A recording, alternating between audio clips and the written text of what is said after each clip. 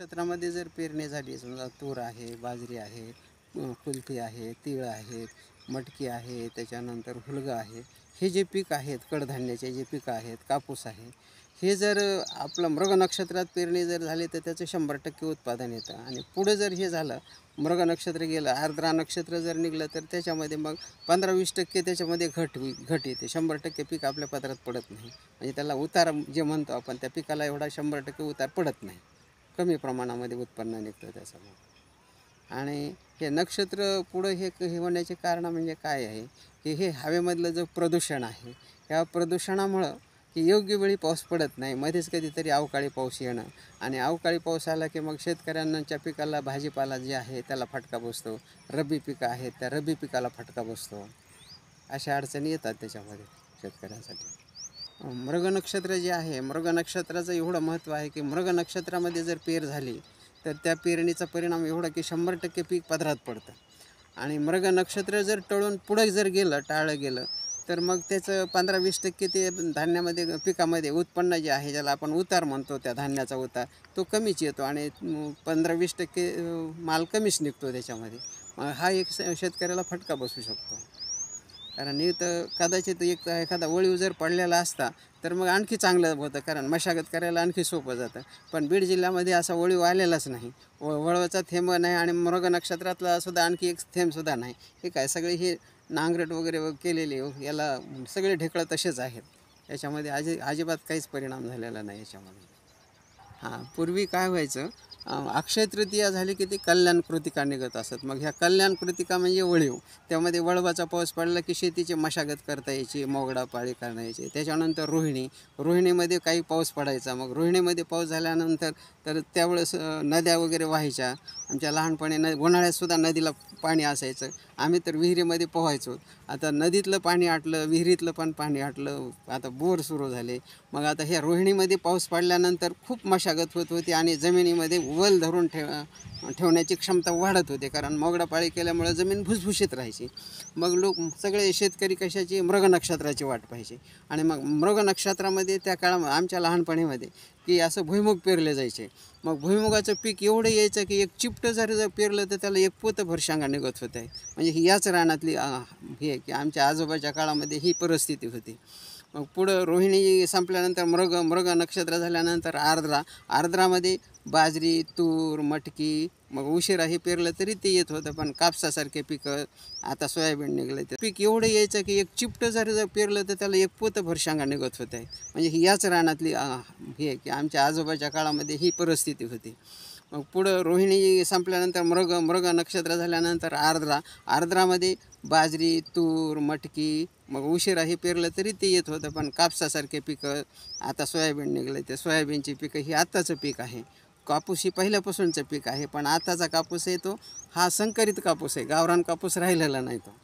आणि पहिलं तूर आणि कापूस खूप पिकायचं. मग हे झाल्यानंतर मृग नक्षत्र झालं की आर्द्राच्या नंतर पुष्य नक्षत्र, पुनर्वसू नक्षत्र, मग उत्तरा, असे हे नक्षत्र त्या नक्षत्रामध्ये पाऊस पडायचा. आणि उत्तरामध्ये तर एवढा पाऊस पडायचा की ते तर सगळं समाधान व्हायचं. सगळ्या नद्याला 1 दिवसातून 3-3 वेळेस पूर गेलेला मी माझ्या लहानपणी पाहिलेला आहे. हा निसर्ग बदल होत चालला. हा निसर्गाचा बदल जो आहे ते कशामुळं, हे हवेचं प्रदूषण वाढलं. ह्या हवेच्या प्रदूषणामुळं हे निसर्गामध्ये बदल झाला. जसं माणूस बदलत चालला तसा निसर्गही बदलत चालला. आणि याच्यामध्ये जे तज्ज्ञ आहेत, हवामान तज्ज्ञ, त्यांनी याच्यावर उपाय सुचवायला पाहिजेत, की म्हणजे समाजाने काय करायला पाहिजे, लोकांनी हे प्रदूषण टाळण्यासाठी काय उपाययोजना करायला पाहिजे, हे त्यांनी सुचवल्यानंतर समाज एखाद्या वेळेस हळूहळू जागृत होईल. वय 70 ते 72च्या दरम्यान आहे. माझ्या लहानपणीचा काळ असा होता की आम्ही शेतामध्ये जात होतो. मोठमोठे आंब्याचे झाडं असायचे, आणि त्या मोठमोठ्या आंब्याच्या झाडावर सूरपारंबा खेळत असत आम्ही लहानपणी.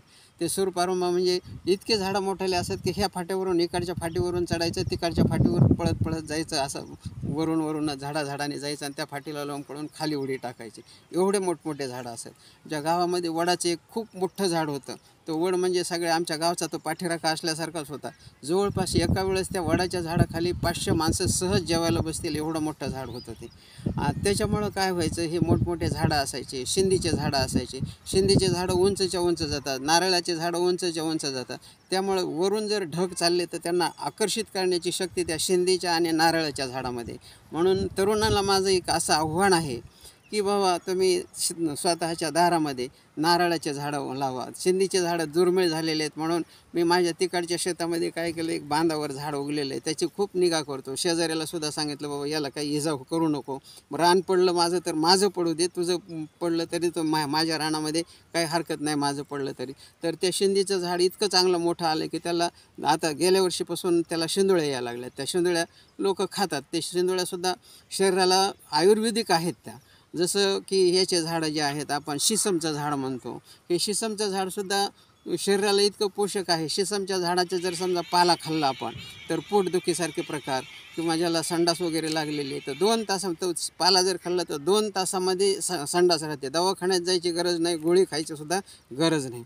असे काही आयुर्वेदिक झाडं आहेत की ज्याच्यापासून आपलं शरीर चांगल्या प्रकारे राहू शकतं. माझे आजोबा काय करायचे लहानपणी, हे तरवडाचं जे आहे ना, तरवडाची साल जे आहे ते खायचे, लिंबाची आंतरसाल, बाबळीची आंतरसाल. तर ते 120 वर्ष जगले. त्यांना असं कधीच दवाखान्यात जायची गरज पडली नाही, कारण ते आयुर्वेदिक झाडपाल्याचे औषधं त्यांना माहीत होते. म्हणून हे झाड जे आहे, हे झाड आपलं जीवन आहे. म्हणून तरुणाला माझं आव्हान आहे की बाबा दारामध्ये 1 तरी 2 तरी तुम्ही नारळाचे झाडं लावा आणि जिथं शिंदीचे झाडं आहेत ते शिंदीचे झाडं जतन करा. मी आणखी दुसऱ्या शेतामध्ये त्या शिंदीच्या झाडाला पाणी घालतो आणि 2 झाडं ते सुद्धा आहे, कारण शिंदीचं झाड दुर्मिळ होत चाललेलं आहे. ते झाडं या ठिकाणी असले पाहिजेत. आता जे भोकरीसारखे झाडं आहेत ते सुद्धा दुर्मिळ होत चाललेले आहेत. मोठेचे मोठे झाडं आहेत, जेवढे झाडं उंचच्या उंच असतील तेवढे आपल्याला उन्हाची तीव्रता कमी करू शकतात आणि ते पाऊस ढगापासून पाणी आकर्षित करण्याची शक्ती जी आहे, पाऊस खेचण्याची शक्ती त्याच्यामध्ये आहे. म्हणून असे झाडं आपण जतन केले पाहिजेत. त्याचं संगोपन करणं हे आपलं कर्तव्य आहे आज.